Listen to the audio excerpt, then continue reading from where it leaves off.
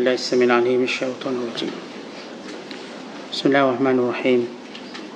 السلام عليكم ورحمة الله وبركاته. الحمد لله رب العالمين، الصلاة والسلام على رسول الأمين وعلى آله وصحبه أجمعين، وبعد.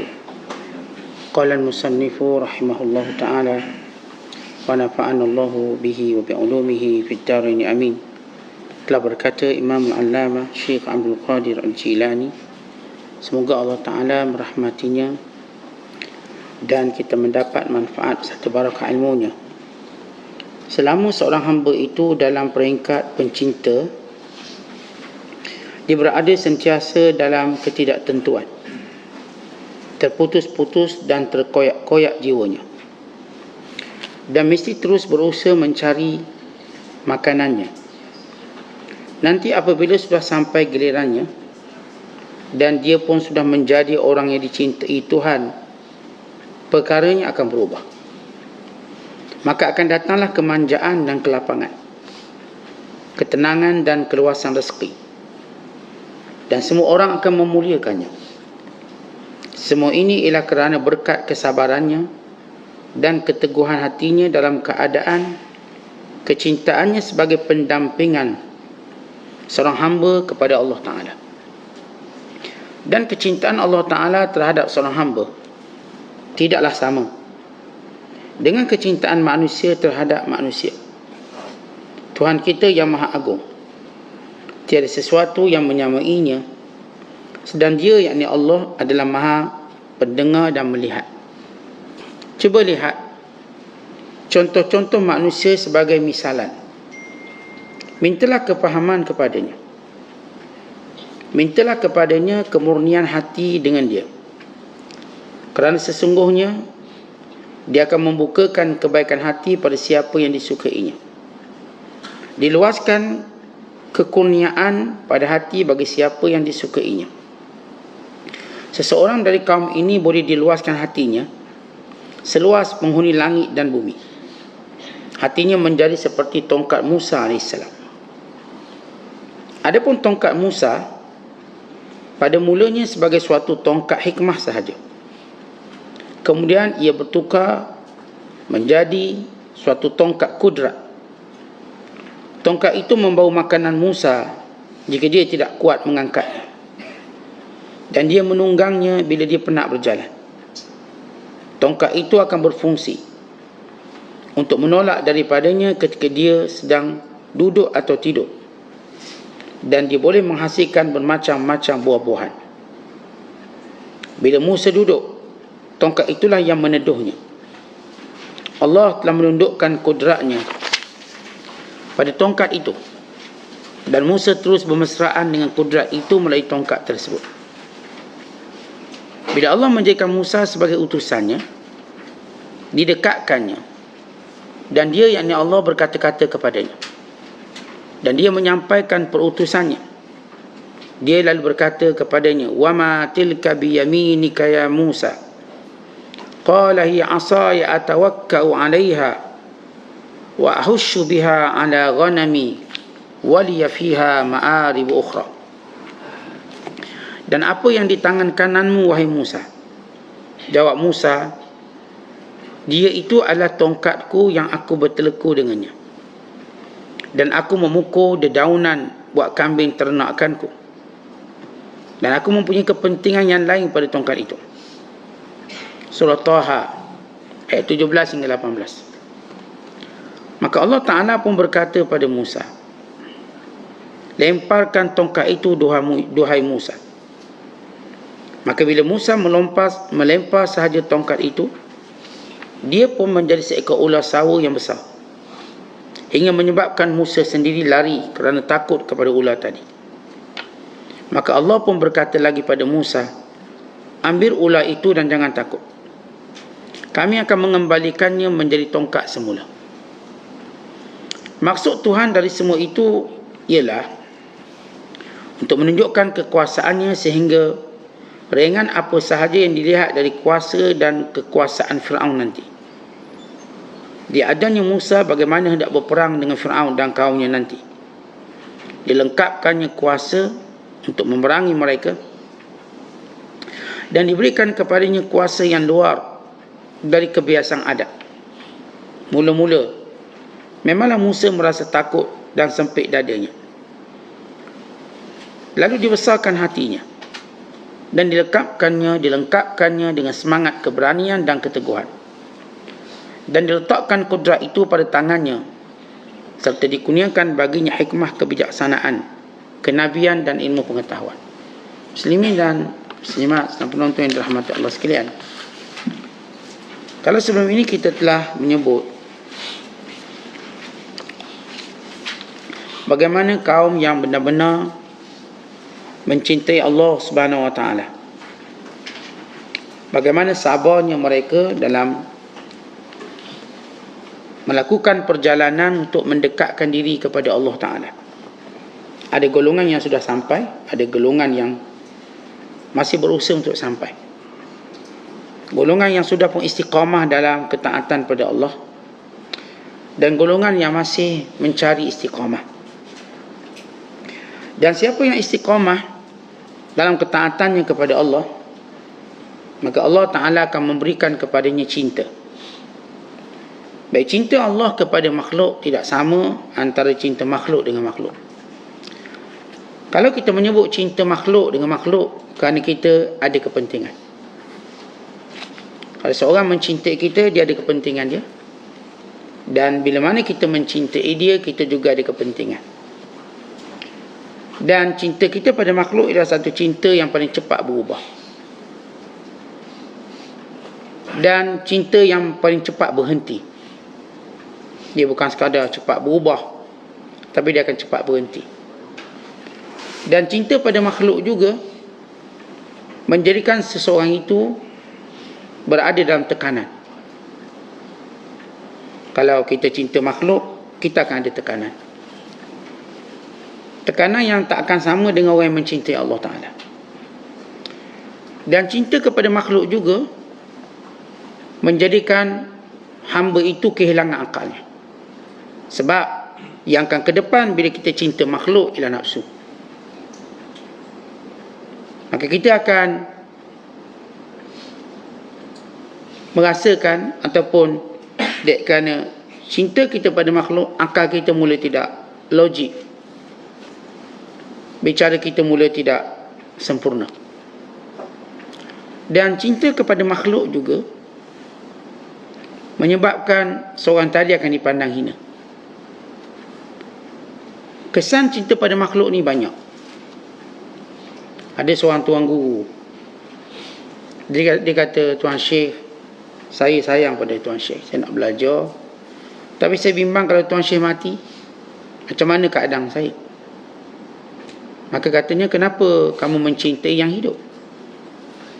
Kalau kamu mencintai kenapa kamu cinta yang mati? Kalau kamu cinta yang hidup, kamu tak akan rasa begini. Maksudnya, kalau kamu cuma cintakan aku, nanti aku akan mati. Maka kekuatan agama kamu roboh. Maka cintalah Allah. Kerana kamu cinta Allah, kamu cinta aku. Maka bila kamu dapati aku tidak ada, kamu akan dapat melihat siapa penggantinya. Kerana Allah akan gantikan. Kita tengok ada orang bila dicinta pada makhluk, dia tak akan jumpa pengganti. Padahal pengganti pada makhluk itu banyak sekali, tapi tidak ada pengganti bagi Tuhan. Jadi kalau seorang misal kata mati pasangannya, ada orang lain yang lebih baik pada suami dia atau isteri dia. Terlalu ramai. Tapi oleh kerana dia cinta pada makhluk, maka terhenti di situ. Ia berbeza dengan orang cinta kepada Allah.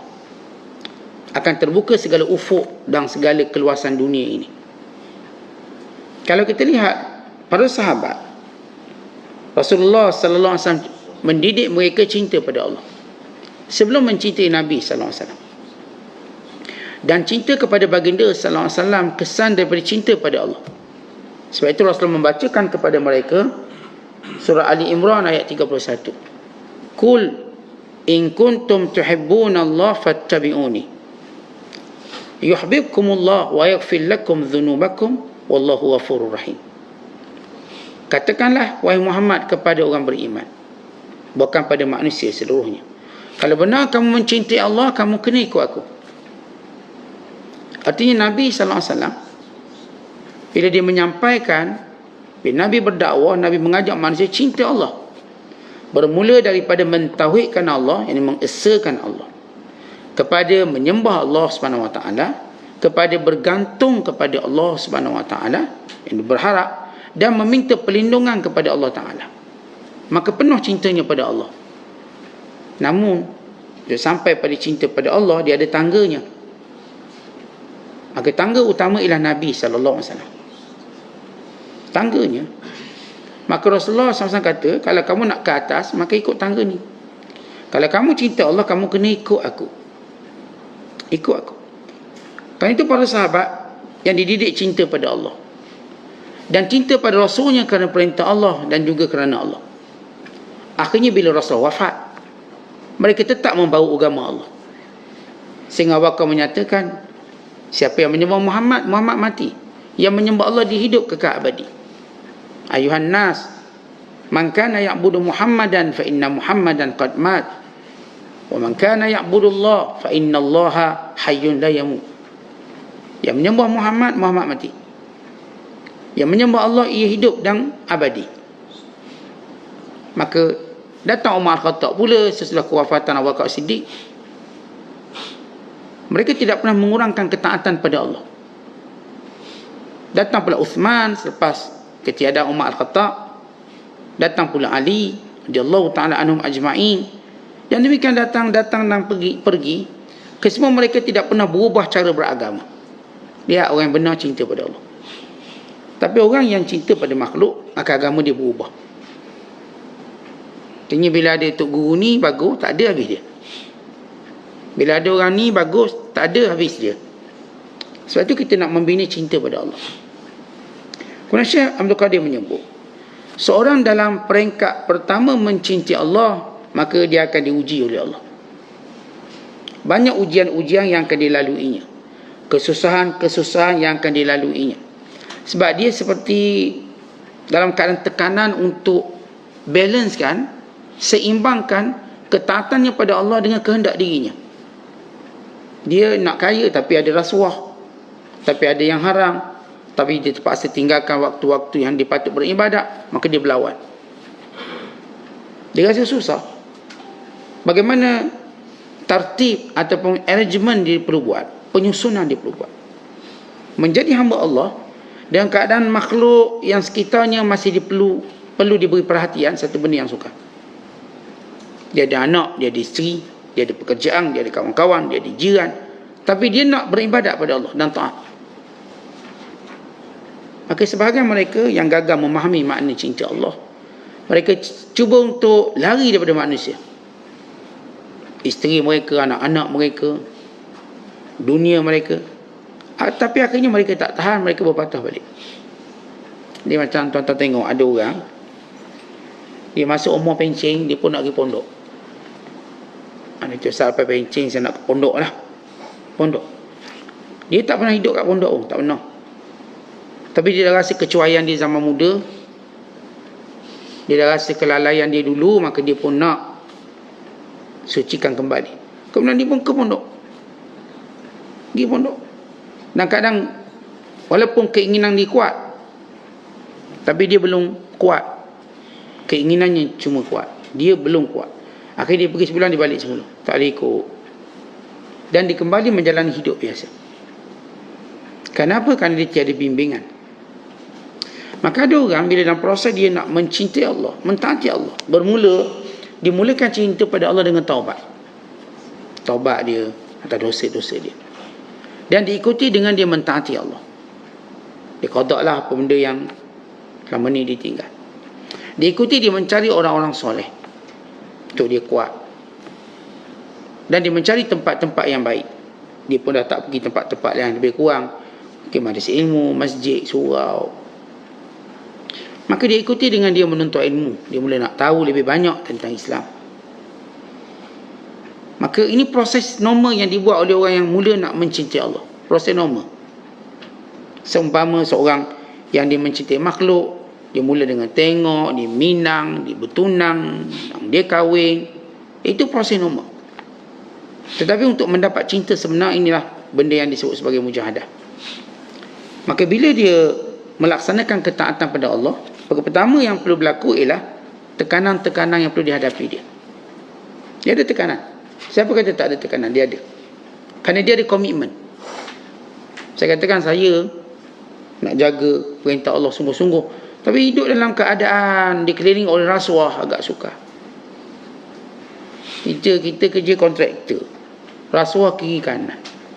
Atau kita kerja dengan kontraktor tu, kita pun termakan sama duit rasuah dia. Ya, kita tak rasuah, bos kita rasuah. Bos kita nak dapat projek. Bos kita yang tipu kiri kanan, kita kerja dengan dia. Dan kita tahu hukumnya, maka kita mula rasa macam goyang. Tak mampu kita. Atas komitmen kita dan ketaatan kita pada Allah. Maka kita akan sampai peringkat kita akan mengadu pada Allah. Mengadu, ya Allah, lemahnya diri aku, tak mampunya aku.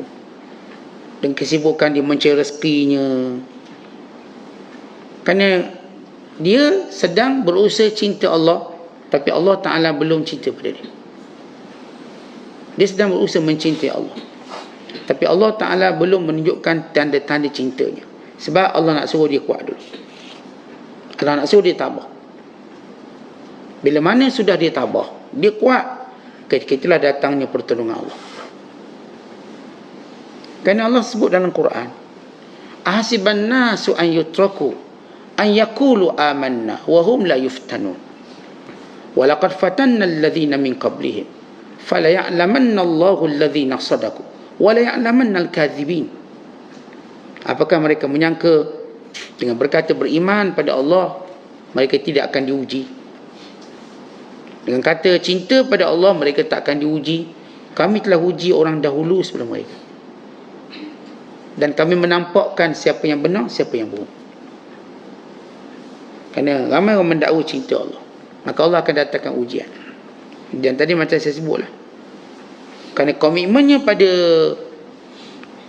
perkara yang sekeliling dia, dengan keinginannya mencintai Allah dan mematuhi perintah Allah, dia ada kontra atau tanaqudat, kontradik berlaku pertentangan. Saya nak jaga solat, tapi saya ada kerja-kerja ni. Saya nak sumber halal, tapi ada syubah-syubah ini. Saya nak tundukkan pandangan, tapi kiri kanan ni semua maksiat. Saya nak jaga telinga, tapi yang saya dengar semuanya benda yang melalaikan.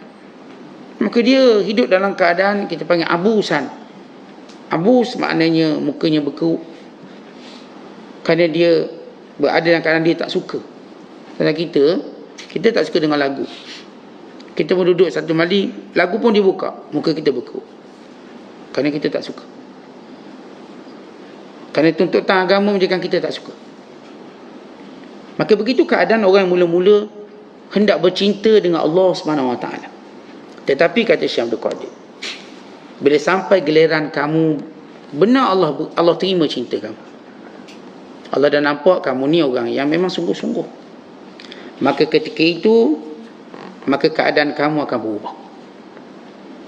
Kamu mula berubah. Yang pertama-tama, Allah akan hilangkan segala kerunsingan dunia kamu. Dia akan hilangkan kerunsingan. Yang kedua, dihilangkan segala bebanan dunia kamu.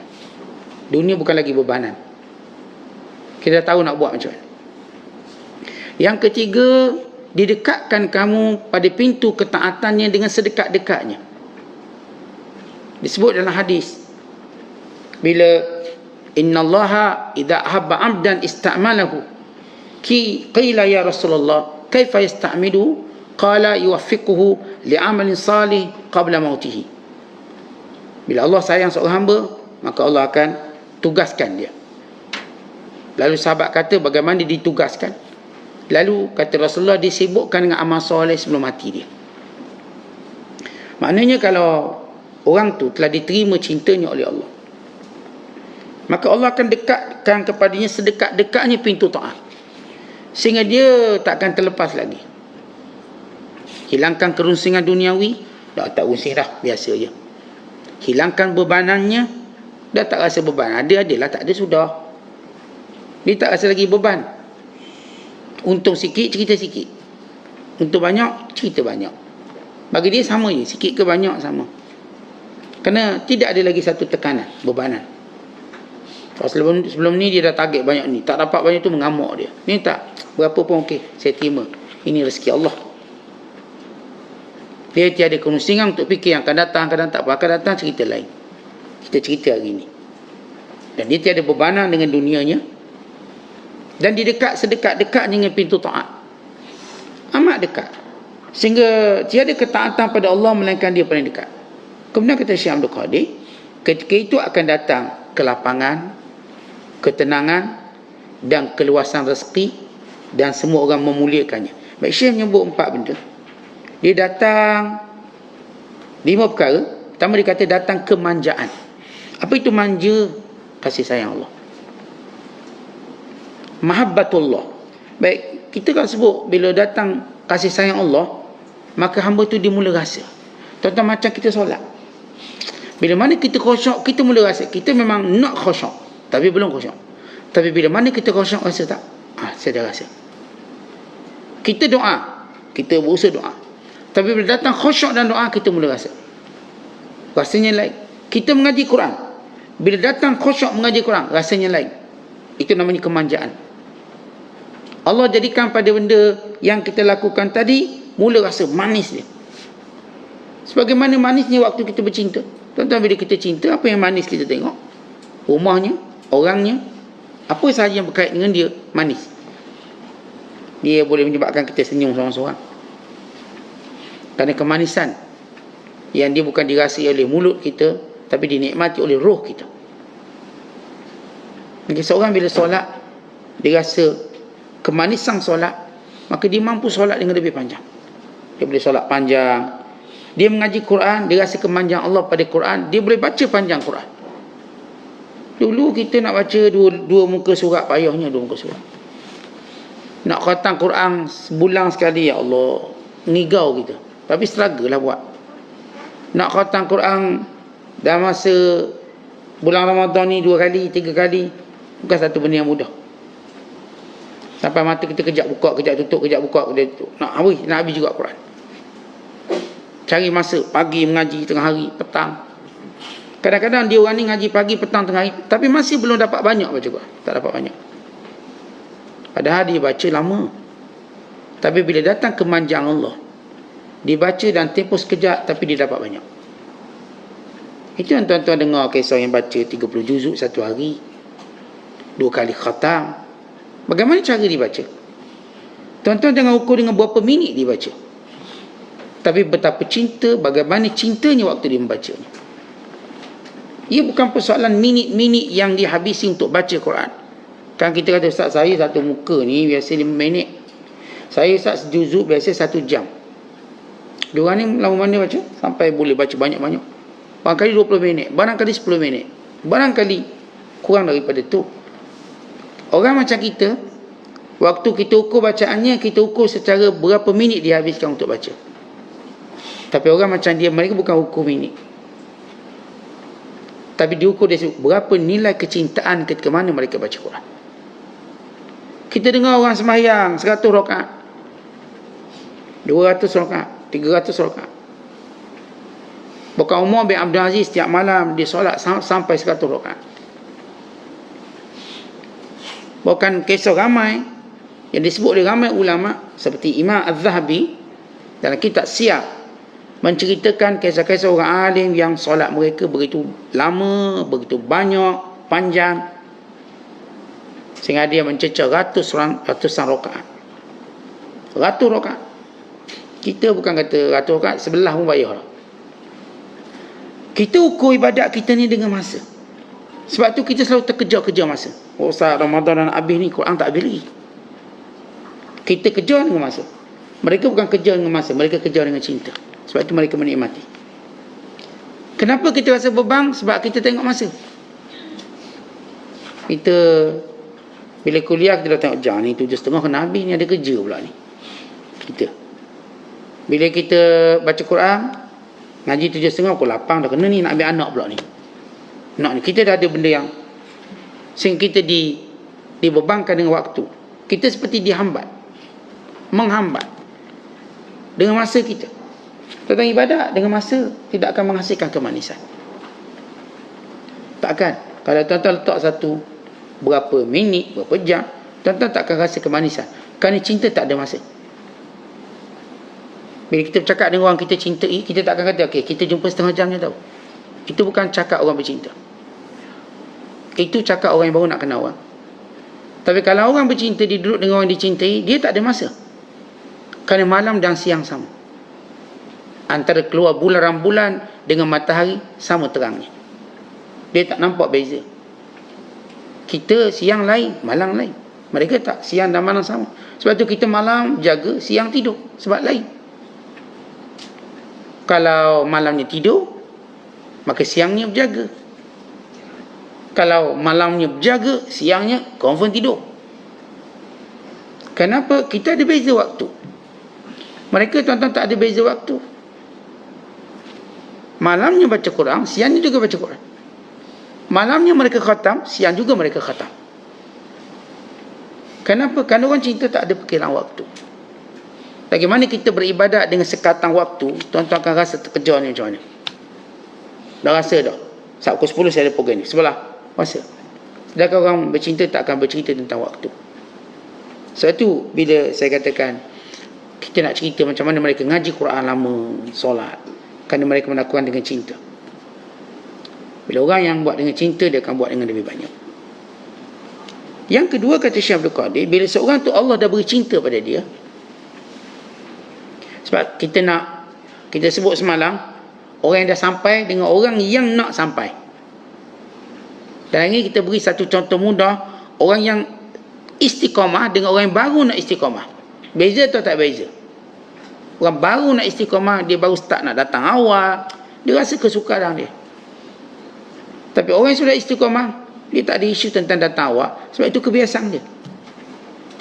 Dia tak ada isu dia perlu bangun pukul berapa, kerana itu kebiasaan dia. Orang baru nak istiqamah, dia kira tu nak bangun kedua tu semua alam dia pasang. Sebab dia baru nak start. Semua orang dipesan. Tapi orang yang sudah istiqamah tak, dia tak perlu. Dia sudah ada janji dengan Tuhannya, waktunya dia bangun. Waktunya dia boleh buat. Bila benar dia dah dapat cinta pada Allah, selepas Allah beri dia kemanjaan, yang saya katakan kemanisan. Kerana siapa pun bila rasa manjanya, dia akan rasa kemanisan. Kemudian Allah akan beri dia kelapangan. Apa itu lapang? Tentang kelapangan saya katakan tadi, kita tak ada sesuatu yang bersifat alasan dan kesibukan. Ada orang bila nak buat ibadat, dia ada 1000 alasan. Kan ternyata Allah tidak lapangkan waktu dia. Dia kata itu alasan. Tak, Allah tidak lapangkan waktu kamu untuk dengar Allah. Sedangkan Allah menciptakan kamu untuk menyembahnya. Tiba-tiba kamu ada kesibukan lain, kerana Allah tidak lapangkan kamu. Tapi ada orang, bila Allah Ta'ala cinta pada dia, Allah beri dia kelapangan seluas-luasnya, seperti dia tak sibuk. Kita macam tengok dia, tuan-tuan, orang cinta pada Allah, dia tak ada alasan dalam ibadat. Ketika mana kita mereka alasan. Saya tak bukan tak nak bangun awal, tapi buah tapi. Saya tak bukan tak nak mengaji, tapi. Saya bukan tak nak sedekah, tapi. Bertapi-tapi dia. Tapinya banyak. Kenapa? Dia tidak ada mujahadah. Kita selalu sebut, tuan-tuan kalau nak rasa ibadat ni manis, jangan beri alasan dalam ibadat. Jangan kita menunggu waktu lapang, bahkan kita lapangkan. Sehingga Allah melapangkan seluas-luasnya waktu kita. Kerana bila kita lapang je waktu untuk Allah, maka Allah lapangkan waktu kita untuk urusan dunia. Saya tak sempat pergi kuliah Ustaz, sebab saya sibuk. Saya tak sempat ikut mana kuliah Ustaz, saya sibuk. Saya tak sempat nak qiyam sebab saya duk cerita sibuk panjang. Saya tekan itu Allah sempitkan waktu kamu. Kita tuan-tuan, bila kita beri 5 minit masa kita dengan Allah, Allah lapangkan lebih lagi. Beri pula sejam, Allah lapangkan. Kalau kita tengok kalangan orang yang dekat dengan Allah, mereka orang yang secara latar belakang mereka paling sibuk. Tapi secara penghasilan mereka seperti orang tak sibuk. Kalau kita tengok semua orang soleh, kalau keluarga, anak mereka ramai pada anak kita. Isteri mereka pun ramai pada isteri kita. Kalau secara keluarga. Dan komitmen mereka pun lebih banyak daripada komitmen kita dengan masyarakat. Kadang-kadang dia boleh jadi doktor dengan masyarakat, kadang motivator, kadang-kadang dia boleh berubah, tapi dia punya masa yang banyak. Bahkan dengan perjuangannya dia ada masa, dengan ilmunya dia ada masa, dengan kitab-kitabnya dia ada masa. Lalu kita pun kaji orang ni, kenapa Allah luaskan seluas itu masanya? Kerana dia meluaskan waktunya untuk Tuhan, maka Allah luaskan waktu dia. Kita tuan-tuan dengan Allah ni duk beri alasan banyak. Itu kita macam tunggu lapang betul baru boleh buat ibadat. Saat saya ni nak hidupkan Ramadan ni, saya kena cuti sah, baru boleh. Kalau tak cuti tak boleh. Kita masih lagi mencari benda rentak waktu kita. Tuan-tuan, kita tak nampak hasil pengorbanan kalau kita lapangkan waktu untuk mentaati Allah. Kita belum nampak. Sebab itu kita masih kekal dengan alasan kita. Tapi kalau orang tu tengok betapa lapangnya waktu Allah beri kepada orang yang lapangkan waktunya untuk Allah, nescaya dia tak akan mundur ke belakang. Rupanya lapang. Kita ingat bila berjaga malam qiyam, nanti esok mungkin kita tumbang. Tidak, kita makin kuat. Kita rasa kalau kita baca Quran banyak, tak dang baca benda ni, nanti kita tak bijak lah. Macam selalu kita fikir anak-anak kalau hantar tahfiz hafal Quran, budak ni akademik nak ke mana? Kita punya bimbang tu, budak apa-apa Quran ni akademik. Dia lupa dia sedang berurusan dengan siapa. Tuan-tuan, orang kita tengok Quran ni macam mana? Kalau kita tengok Quran tu cuma silibus, memang kita akan bimbang akademik dia hilang. Tapi kalau kita lihat Quran itu kehidupan, Allah beri kehidupan, tak ada benda yang kita perlu bimbang. Sebab ternyata Ahlul Quran tidak pernah ketinggalan. Kalau kita cerita akademik, ustaz, budak ni akan cerdik dengan akademik, kita katakan budak ni akan lebih cerdik dengan wahyu Allah. Tekan rasa anak-anak ni kalau tak dapat akademik jadi bodoh lah anak kita ni. Terbimbang. Itu orang tak berani hantar anak apa Quran, cerita masa depannya, cerita. Dia lupa Quran tu siapa, Quran tu apa. Dia ingat Quran tu hasil nukilan manusia. Quran itu wahyu Allah, mukjizat. Tetapi bila sebut mukjizat ni sudut mana? Bukan kita faham mukjizat dari sudut bahasanya, maknanya. Bukan mukjizat itu bila seorang tu baca Quran, hadam Quran, dan kehidupannya berubah. Penjagaan Allah SWT pada dia.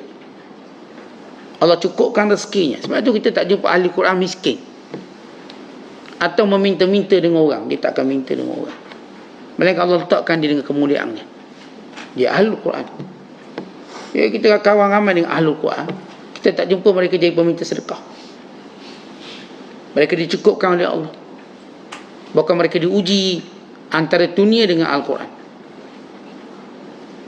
Maka di situ kita lihat bila seorang tahu berurusan dengan siapa, maka dia tak akan ada alasan. Jadi bila seorang itu Allah sayang pada dia, Allah lapangkan waktunya selapang-lapangnya untuk dia mentaati Allah. Siapa yang mendapati kelapangan dan mentaati Allah, kan dia telah memberikan waktu lapangnya pada Allah. Jadi tuan-tuan, jangan tunggu waktu lapang untuk taat, bahkan lapangkan waktu kita.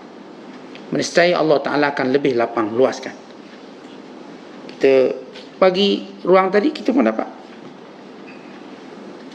Walaupun kita ada komitmen kerja banyak, saya kerja saat pagi nak pergi kerja, lapangkan. Cari ruang untuk kita duduk juga. Akhirnya Allah lapangkan waktu kita. Kita dapat macam orang lain dapat. Yang ketiga Allah bagi, bila terbenar-benar bukti Allah, bukti cinta Allah pada dia, Allah beri dia tenang. Sakinah. Wa anzalallahu alaihimus sakinah. Dan Allah turunkan kepada mereka sakinah. Apa maksud sakinah? Tentang sakinah, bila kita sebut sakinah ni, dengan terjemah bahasa Melayu tenang, artinya ialah orang yang senantiasa kuat dan gagah. Kita kalau rasa kuat, gagah, kita rasa tenang. Saya kuat. Siapa nak budi saya? Saya kuat. Saya ada harta. Orang ni tenangnya dengan harta tanpa harta, tenangnya dengan kekuatan tanpa takhta, tenangnya dengan manusia tanpa ada bodyguardnya. Dia tenang. Kita gini, kalau tuan-tuan kita tak ada duit, kita pun tak tenang. Sebab ada sesuatu yang kita tak ada. Dia menghilangkan kita punya kestabilan hidup. Saya pula ada duit. Kita pula kalau tak ada kuasa, pun kita tak tenang. Saya pula ada kuasa backup saya. Kita pula tuan-tuan, kalau tak ada followers, ni tak ada orang kenal kita, kita pun tak tenang. Kat sini tak ada orang kenal saya, kita tak tenang. Bila ada orang kenal kita, tuan-tuan buat urusan dekat, katakan dekat custom, dekat immigration, dekat JPJ, ada orang kita kenal, tenang tak kita? Tenang. Kita rasa kerja kita siap sekejap. Biarlah orang beratur banyak, saya kenal seorang dalam tu. Saya buat pasport, saya kenal seorang yang boleh uruskan pasport, saya pun tenang. Saya boleh datang pukul berapa, ke saya nak datang pukul berapa. Kerana ada orang kenal saya, menjadikan saya tenang. Bahkan kadang-kadang dia kata gini, Ustaz, saya datang Ustaz, nanti saya pergi rumah Ustaz, ambil semua dia rumah Ustaz. Contoh saya nak beritahu makna tenang. Kalau tuan-tuan pergi satu tempat, ada orang kenal kita, kita tenang. Kita akan tenang automatik. Tapi orang yang dekat dengan Allah, dia tak perlu benda tu untuk tenang. Kita perlu. Saya perlu, bila saya pergi satu jabatan, seorang kenal saya, maka saya akan tenang. Urusan saya yakin mudah. Saya pergi balai polis, ada seorang polis kenal saya, cukup. Saya rasa tenang. Ini kalau nak minta izin rentas negeri pun senang, anytime. Misalnya, sebagai contoh hidup dalam masyarakat. Macam mana tuan-tuan nak rasa tenang? Tuan-tuan pergi satu event, majlis. Ni majlis besar-besar kahwin, tapi tuan-tuan kenal salah seorang di situ, cukup tenang. Kita nak pergi masjid baru ni, kita baru balik kampung pergi masjid. Biasa masjid tempat kita, dah balik kampung cari masjid kampung kita. Kalau tak kenal orang, kita tak tenang. Oh, kebetulan imam tu satu kelas dengan kita pun tenang. Walaupun di situ kita pergi orang lain kita tak kenal, imam tu kita kenal. Mudah-mudahan dia bertugas hari ni. Kita bersemayang betul dia bertugas, tenang kita. Kalaupun orang lain tak kenal, ni Tok Imam tu kenal saya, kita tenang. Jadi manusia dia nak tenang, dia perlukan benda tu. Tapi tidak bagi orang cintakan Allah, dia tak perlu benda tu untuk tenang. Saya tak perlu dalam poket saya ada duit untuk saya rasa tenang. Tak ada duit pun saya tenang. Saya tak perlu ada orang kenal saya untuk saya berurusan. Saya tak kenal orang pun saya tenang. Inilah ketenangan Allah beri kepada kita. Sampai peringkat tuan-tuan, ada orang dia takut kalau dia mati nanti tak ada orang ziarah dia. Sebab tu mayat dia pun balik kampung. Dah fenomena bila mayat balik kampung, kenapa? Kata-kata saya tanya orang, bila dia mati satu tempat, dia kata nak balik kampung. Saya kata kenapa nak balik? Sebab sana ada saudara mara dia Ustaz, jadi boleh ziarah dia. Satu, boleh ziarah dia. Walau sini mayat dah siap dah ni, kafan dah siap, naik van jenazah, balik kampung, hantar ke kampung. Itu biasa orang Melayu kita. Cakap balik kampung. Dan setengah kata sebab apa awak nak balik kampung? Ustaz, dia ni kita nak tanam dia sebelah arwah isteri dia Ustaz, ataupun arwah mak dia. Jadi dekat-dekat kan bagus Ustaz, tenang. Dia tenang lah. Selalu dia ada geng dalam kubur tu, dengan bahasa mudahnya. Sebab sebelah tu mak dia, sebelah tu ayah dia. Macam orang hidup ni, dia rasa macam sempurna kalau tanah orang ni berdekatan dengan orang yang disayangi. Kita rasa sempurna dah hak kita. Kita nak biar ayah kita kalau mati di tanah sebelah kubur mak, kita rasa macam tenang. Walaupun bukan dia dapat manfaat apa pun. Walaupun duduk sebelah kubur bini dia, mak dia. Ada seorang sultan di Mesir, bila dekat nak mati diwasiatkan dia mesti ditanam sebelah kubur Imam Syafi'i. Sebab dengan tu dia rasa tenang. Dah dia raja, akhirnya kalau tuan-tuan pergi ke Mesir, kubur Imam Syafi'i sebelah tu kubur raja. Walaupun dia tak bolehlah tanam rapat-rapat, tapi tanam di situ. Sebab dia rasa dengan dia berjiran dengan ulama dan kubur, dia akan rasa selamat. Baik, sebenarnya orang beriman, apakah dia perlu benda tu?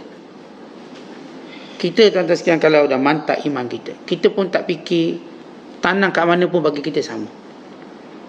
Orang ziarah ataupun orang tak ziarah bagi kita sama. Sebelah siapa pun kita bagi kita sama. Secara umum. Ini kita sebut secara umum dulu. Umum.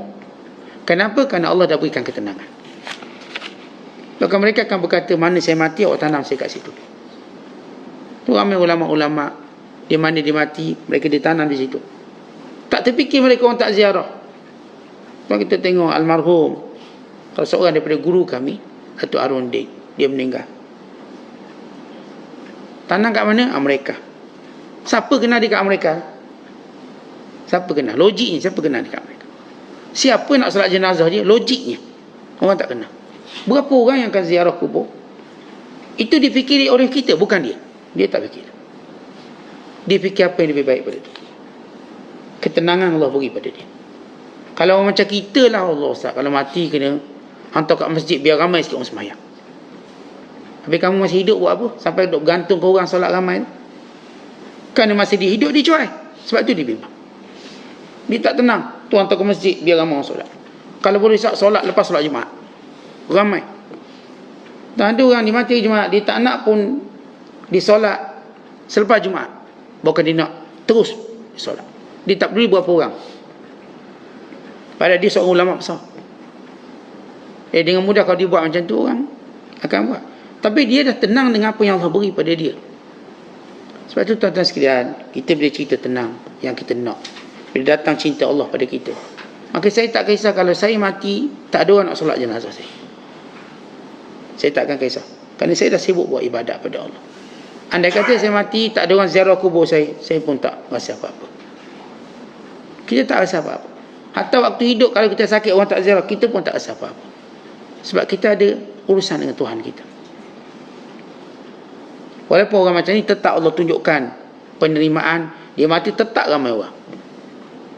Ini ada, kita, tuan-tuan bayangkan, kalau tuan-tuan mati hari cuti, agak-agak macam mana? Hari cuti umum.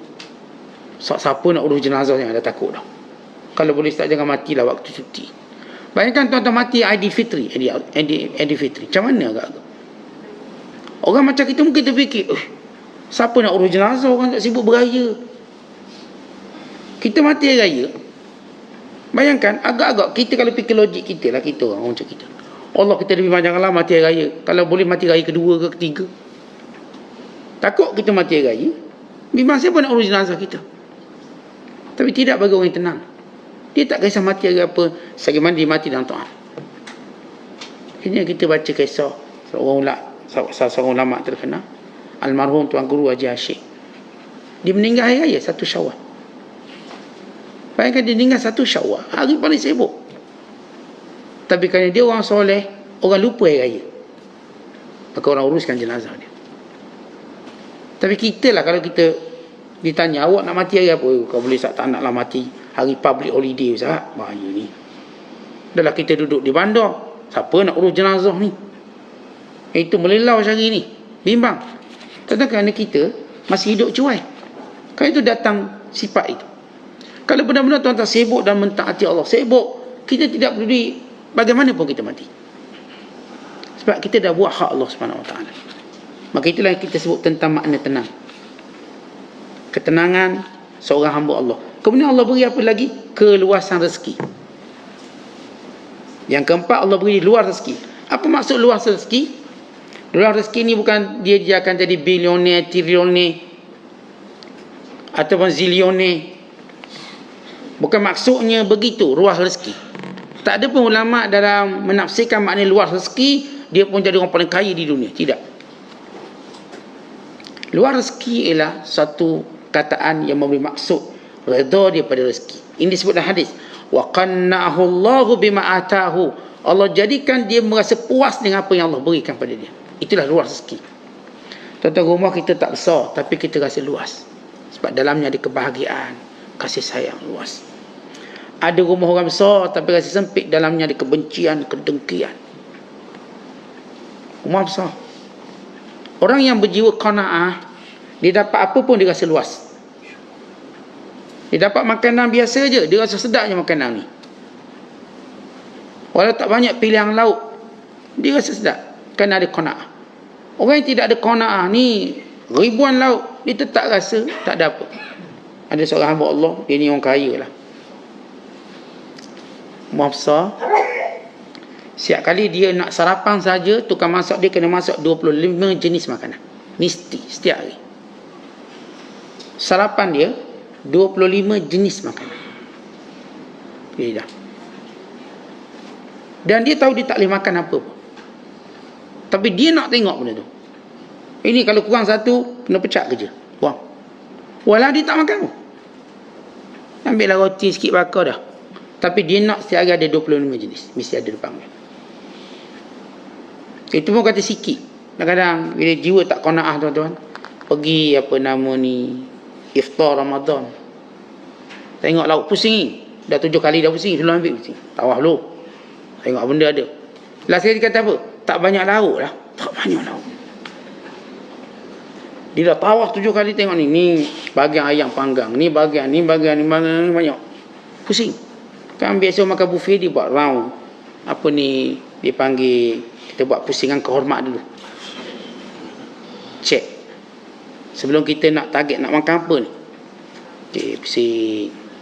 Pusing pula kedua, pegang pinggang putih. Nak ambil apa. Last kali, yang tak tahan tu, last saya cakap, tak banyaklah pilihan sini. Tentu kalau jiwa macam gini, macam mana dia akan rasa luas rezeki ni? Luas rezeki dia tak akan rasa. Dengan seorang yang tak ada pilihan untuk pilih tu, dah orang angkat, Masya Allah, banyaknya lauk dia. Sikit, tapi rasa macam banyak lauk ni. Ini namanya keluasan rezeki. Ada orang, dia punya almari dia tudung banyak. Lelaki kata, tak banyaklah tudung saya bang, kena beli lagi. Suami dia tepuk dahi ni, tak banyak orang cakap macam ni. Tak banyak, sebab ni dah sama-sama belaka ni. Ini yang tahun lepas, tak banyak, kena beli lagi. Sebab tu dia tak pernah berhenti membeli. Sebab dia rasa tak cukup. Mana cukup? Ada seorang hamba Allah, kasut dia ada 2,000 pasang. Kasut. Gimana beli kasut? Kasut embek. Dah matinya orangnya. Tapi cerita dia, itu pun dia rasa tak banyak. Dia pergi mana? Dia beli kasut. Dia beli embek. Kasut embek. Beribu pasang. Tapi dia kata tak banyak. Saya tunggu keluaran kasut terbaru ni. Tunggu. Ni tunggu kasut sneakers baru pula. Ini kasut ni baru pula. Kenapa? Dia tak rasa luas sikit. Ada hamba Allah dia boleh pakai kasut tu dari muda sampai ke tua kasut tu. Puas dia. Luas rezeki. Kasut tu lah sampai lunyai dia pakai. Baju tu lah dia pakai. Lubang-lubang baju. Macam kena tembak. Tapi dia okey. Kenapa? Dia rasa luas rezeki dia. Dia tak rasa satu benda yang perlu dibuat. Sebab tu tuan-tuan di kalangan mereka, ada yang memakai pakaian selai, 2 helai cukup bagi mereka. Ada seorang sahabat Rasulullah ditugaskan menjadi governor di salah satu bandar Islam di Kufah. Ada hari dia tak keluar. Kenapa? Kerana baju dia basuh dan dia tak ada baju lain. Dia patut jadi qadhi, dia patut selesai masalah, tapi dia tak keluar hari tu kerana baju dia basuh. Maka dia tak keluar. Itu cerita orang dulu. Betapa mereka, walaupun dengan selai baju mereka lapang, rasa luas. Tapi kita tuan-tuan kalau buka almari ni, almari, belum cerita store, tak banyak lah, kena beli lagi ni. Kita tak rasa luas rezeki. Rezeki kita tak luas, walaupun kita kaya. Kerana itu bila kita maksudkan Allah jadikan keluasan rezeki, maknanya dia rasa cukup. Dia sampai peringkat, dia tak tahu nak buat apa duit dia, melainkan untuk derma. Kata Nabi SAW, aku tidak bercita-cita untuk dapat harta sebanyak gunung Uhud, melainkan untuk derma pada jalan Allah. Ataupun aku membayar hutang atau bukan kegunaan aku. Tapi bila sampai kita satu tahap, bila Allah kayakan kita, kita tak rasa ia bukan untuk kita guna, tapi untuk orang lain. Ketika itulah tangan kita lebih mudah memberi daripada mengambil. Sampai tahap kita rasa nikmat yang Allah beri bukan lagi untuk kita, tapi Allah jadikan kita tangan amanah untuk memberi. Lalu Allah menjadikan kita kemanisan dalam memberi, bukan lagi mencari. Dulu tuan-tuan kemanisan kita mencari, dapat. Kali ini Allah ubah kita kemanisannya memberi, tanpa Allah mengurangkan sumber kita. Akhirnya ada orang beri. Dia ikan masin, orang lain kami bakar dia bagi. Dia seronok ikan masin, okey. Orang lain lah kami bakar. Dia untuk dia cuma simple, tapi untuk orang lain dia akan buat secara baik. Kenapa? Allah memberikan dia nikmat memberi. Tanda seorang itu memang pemurah, Allah jadikan dalam memberi dia rasa nikmat. Kepuasan, seronok, gembira. Bukan kadang-kadang tak sabar nak memberi ni. Dia macam tak tidur malam sebab esok nak beri ni. Kita tak tidur malam sebab esok nak dapat. Mereka punya excited nak memberi, Tak sabar, kalau siang tu cepat untuk saya jumpa ni, saya nak bagi duit. Kalau dia janji saya akan beri awak minggu depan, dia rasa waktu tu terlambat untuk dia buat kebaikan, maka dicepatkan. Itu orang-orang betul-betul baik. Dia takkan tunggu Lailatul Qadar nak buat baik. Sebab keinginan dia buat baik tak pernah jadikan dia mampu sabar. Saat saya ni tunggu Lailatul Qadar, saya derma lah. Kan 83 tahun tu dia pun tunggu. Lepas tu Ustaz, Lailatul Qadar belum Ustaz? Lailatul Qadar belum? Sebab dia nak buat baik itu. Tetapi orang ni dia ada masalah bila dia menunggu waktu itu. Kerana saya katakan orang yang benar-benar ahli al-khair was-salah, dia ada satu sifat, ialah dia tak mampu sabar untuk buat baik. Sebab tu dia tak tunggu Ramadan untuk buat baik, dia dah buat. Orang macam kita tunggu Ramadan pun nak qiyam. Tak, dia dah qiyam sebelum Ramadan. Sebab tu setiap malam mereka Lailatul Qadar. Cuma bezanya tak macam yang disifatkan oleh Allah Lailatul Qadar yang turun malaikat. Yang baiknya 83 tahun. Tapi ibadat mereka sama. Apakah mereka perlu tambah ibadat Lailatul Qadar? Tak perlu mereka tambah, sebab mereka buat benda sama. Sebab tu kalau dibuka hijab, ditunjuk kematian, mereka tak akan bertambah kebaikan. Sebab itulah kebaikan mereka. Tak bertambah. Kita kalau buka hijab nampak kematian, terus nampak baik. Kenapa? Kurang baik kita. Kurang baik kita. Sebab tu orang yang saya katakan ahlul khair was salah, dia tak mampu sabar untuk buat baik. Dia tak ada. Dia tak ada tunggu Lailatul Qadar lah, tunggu malam gaji, tak ada. Dia setiap hari. Jiwa dia ni rasa tak boleh tenang. Saya kena buat sekarang. Memang kalau mati, saya buat. Sebab dia setiap malam dia buat. Orang macam kita tuan-tuan tunggu kat Mekah baru nak buat baik. Sebab apa? Ganda pahala. Tunggu Madinah baru nak buat baik. Tunggu apa lagi? Tunggu ni duk nunggu. Dia lupa kematian tidak menunggu dia. Dia lebih cepat datang daripada cita-cita dan angan-angannya. Waktu Nabi SAW khatta khututan, dia buat satu garisan-garisan. Nabi kata hadza amaluhu wa hadza ajaluhu. Ini dia punya cita-cita dia, angan-angan dia, perancangan dia, dan ini ajalnya. Ketika dia sedang berangan tadi, ajalnya pun datang. Tengah berangan, kita buat berangan, esoklah kita buat, hari ni datang. Minggu depan lah saya nak buat baik, hari ni datang malakul maut. Sebab tu tuan, kita sedang berlomba dengan malakul maut untuk buat baik. Jangan sampai diambil kita sebelum sempat kita buat baik. Maka orang beriman berlomba dengan malakul maut. Ya, kita tahu malakul maut akan ambil nyawa kita. Kita tahu. Semua orang tahu. Orang beriman semua tahu. Tapi saya tak akan biarkan dia mengambil nyawa saya sebelum saya sempat buat baik. Jadi caranya macam mana? Fastabiqul khairat. Berlomba buat baik. Sebab tu ada seorang hamba Allah, bila dia tengah ambil wuduk, maka jubah dia tanggalkan. Dia ada jubah dua lah. Dia ada jubah satu lagi satu. Tak satu. Bagaimana kami tengok guru-guru kami, almarhum Ali Taharayan, ketua mazhab Maliki pada zamannya, salah seorang daripada guru kami, bila dia nak ambil wuduk, dia ada jubah dia buka tak tepi, kemudian dia ada jubah satu lagi dalam. Dua jubah lah. Kerana itu beza dia dengan ulama'. Beza ulama' dengan orang awam. Orang awam pakai satu jubah, ulama' pakai dua, supaya tahu ini ulama'. Jadi seorang hamba Allah tadi, dia bila berwuduk, dia tak jubah tepi. Datang seorang peminta sedekah, dia terus pergi jubah dia, ambil jubah saya, ambil. Lalu kata anak murid Syekh, kenapa Syekh tak tunggu habis wuduk, habis kita solat, mungkin Syekh boleh ajak ke rumah dan beri. Dia kata, aku memang nak buat macam tu, tapi ke mana aku fikir malakul maut, maka aku membatalkannya. Kerana aku bimbang malakul maut lebih cepat daripada apa yang aku rancangkan. Sebab tu aku beri dulu apa yang ada. So kita kan memanglah kalau orang minta, kita dah ada azam nantilah minggu depan. Ada hamba-hamba Allah minta kita, kita memang nak bagi dia pun, tapi minggu depan lah. Tiba dia pun mati. Tuan-tuan nyesal tak? Lepas tu. Kerana kita boleh buat baik hari ni, tiba-tiba kita menangguhkan satu masa, dan waktu kita nak buat, mereka tu dah pergi. Saya ustaz ni, mak saya ni, saya nak beli ke mak saya ni minggu depan benda ni. Mak kita belum minggu depan mati dulu. Rasa tak kita ralat? Kenapalah saya tunggu minggu depan nak beli benda tu, kalau lah saya boleh beli sekarang. Sebab tu tuan-tuan, kita orang beriman, kita berlomba dengan malakul maut. Nabi SAW suruh kita, jadikan pencabar kita nak buat baik ialah malaikat. Malaikat makhluk Allah yang buat baik dan tak berhenti.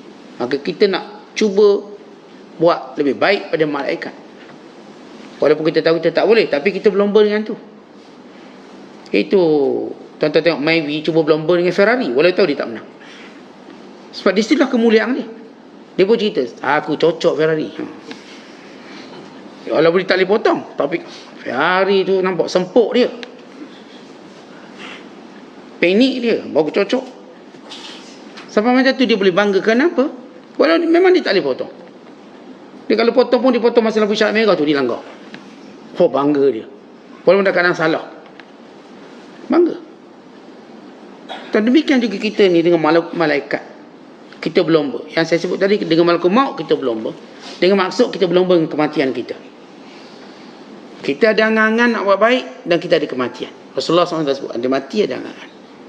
Kalau kita beri tempoh pada angan-angan untuk buat baik, kematian tak pernah beri tempoh pada kita.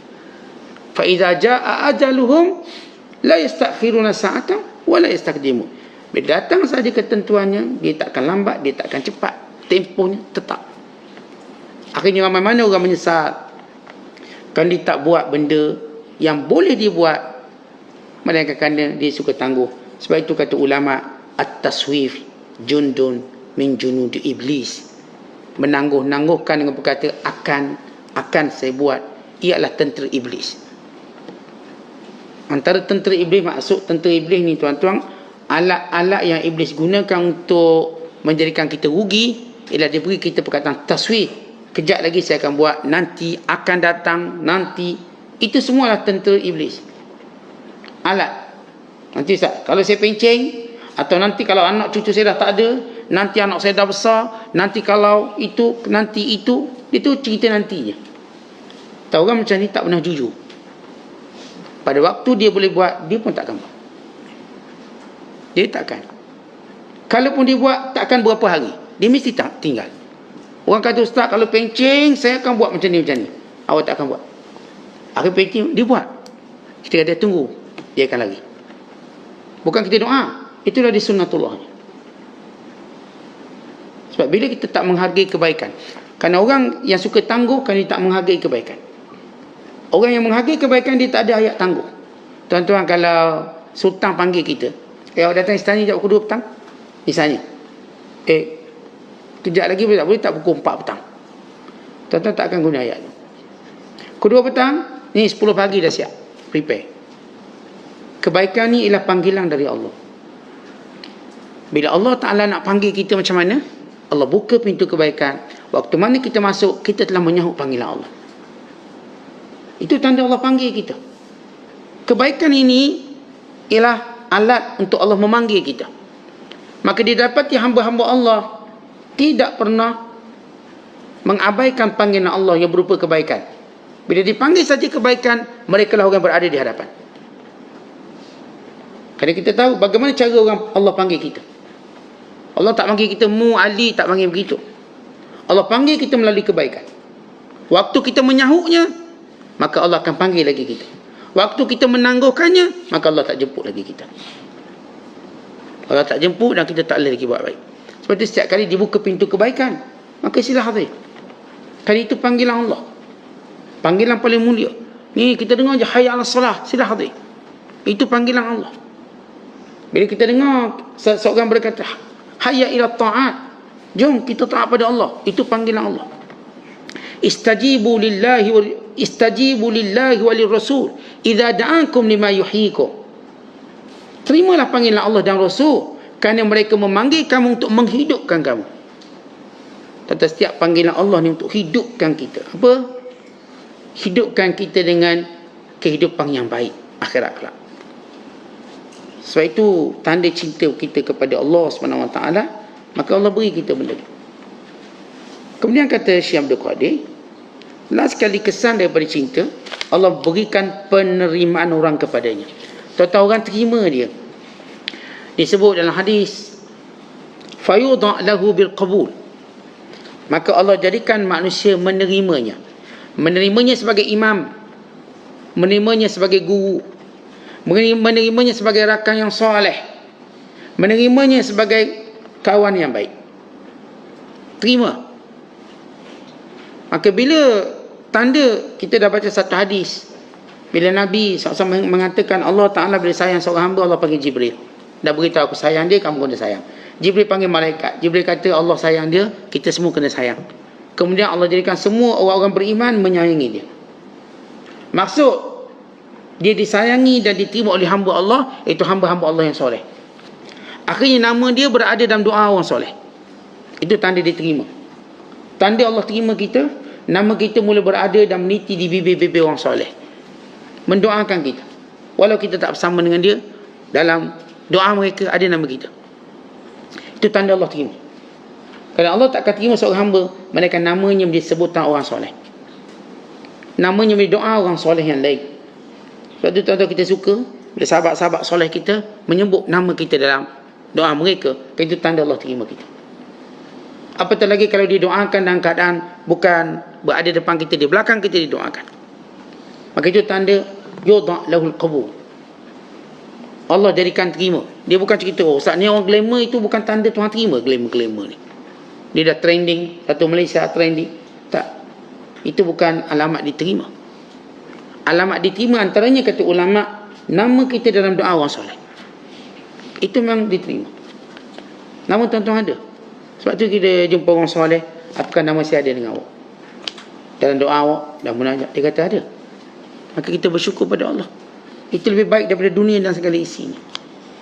Bila nama kita menjadi sebutan orang, nama kita menjadi dalam doa dia, bukan nama kita dalam pujian dia, maka ini tanda Allah Ta'ala terima. Fulan bin fulan orang soleh, dia orang baik. Itu tanda Allah terima. Sebab itu bila datang satu jenazah, lalu para sahabat berkata, fulan bin fulan dia orang baik, orang soleh, sekian-sekian. Lalu kata Nabi SAW, wajiblah dia masuk syurga. Sebab ini semua saksi Allah atas muka bumi. Tapi kalau nama kita tuan-tuan tak ada dalam doa orang baik, orang soleh, dan tak ada dalam pujian orang baik, orang soleh, maknanya kita belum diterima. Sebab itu bila kita benar dicintai oleh Allah, Allah jadikan orang-orang soleh mengenali kita, menyayangi kita, dan mereka mencari kita waktu kita tak ada. Kalau orang fasik, dia akan cari orang fasik. Ni geng-geng dadah, geng dia keluar dia pusat terhenti, mesti dia depan tercekak. Ni geng dia, dia akan cari. Walau 2 tahun tak jumpa, cari. Dia tahu pula bila keluar tu, untuk dia terus istiqomah kawan lama dia ni. Lepas tu masuk dalam balik. Begitu perumpamaan dia. Orang soleh pun begitu. Bila tuan-tuan kita kalau tak ada kawan-kawan soleh, kita tanya, maknanya nama kita ada dengan dia. Tapi kalau kawan kita dah tak tanya, kita ada masalah. Kita tak biasa ke masjid, kita tak pergi mana. Kadang dia tak kenal nama kita. Ni haji yang duduk kat tiang yang suka tidur tu mana, lama tak nampak. Biasa dia ada. Maknanya nama kita berada, walaupun bukan dengan nama betul kita, sifat kita. Dia tahu kita kalau ke masjid memang cari tiang, memang jenis duduk kat tiang, memang duduk sini, duduk situ. Orang akan tanya. Nabi SAW satu ketika, Nabi tanya, mana perempuan yang sapu sampah tu? Nabi tak tahu nama dia. Mana perempuan tu? Perempuan itu ada dalam sebutan Nabi SAW. Lalu kata sahabat dia dah mati. Lalu kata Nabi SAW, kenapa tak beritahu? Apakah kamu memperkecilkan dia depanku? Kamu anggap dia tak penting? Tunjuk kubur dia. Maka Rasulullah pergi ke kubur dan solat jenazah di kubur. Tanya Rasulullah tanya, mana orang tu yang sapu sampah tu? Mana dia? Mana perempuan itu? Kalau Nabi tak mengenali nama, Nabi tahu mana perempuan tadi. Berarti orang-orang baik, orang soleh, dia akan tanya kawan-kawan solehnya kalau tak ada. Dia akan tanya. Tapi kalau kita dah tak ditanya, mana nama kita dah tergelincir. Tak disebut lagi. Dalam doa tak disebut. Itu tanda tak diterima. Fayudha lahul qabul tadi, yang disebut oleh Syekh Abdul Qadir. Dan kita sebut hadisnya, tanda orang tu Allah sayang, Allah jadikan hamba-hamba yang baik, yang soleh, sayang dia, sebut nama dia, ada dalam doa dia, dan bertanya waktu hilang dia. Tak tengok 2 hari je tak ada, mana dia? 3 hari tak ada, mana dia? Mula resah, mana dia? Apakah perlu kami ziarah dia? Apakah dia perlu hajat untuk kami sempurnakan dia? Maka dia lakukan. Ini tanda bila Allah bagi cinta kepada kita. Wallahu a'lam. Assalamualaikum.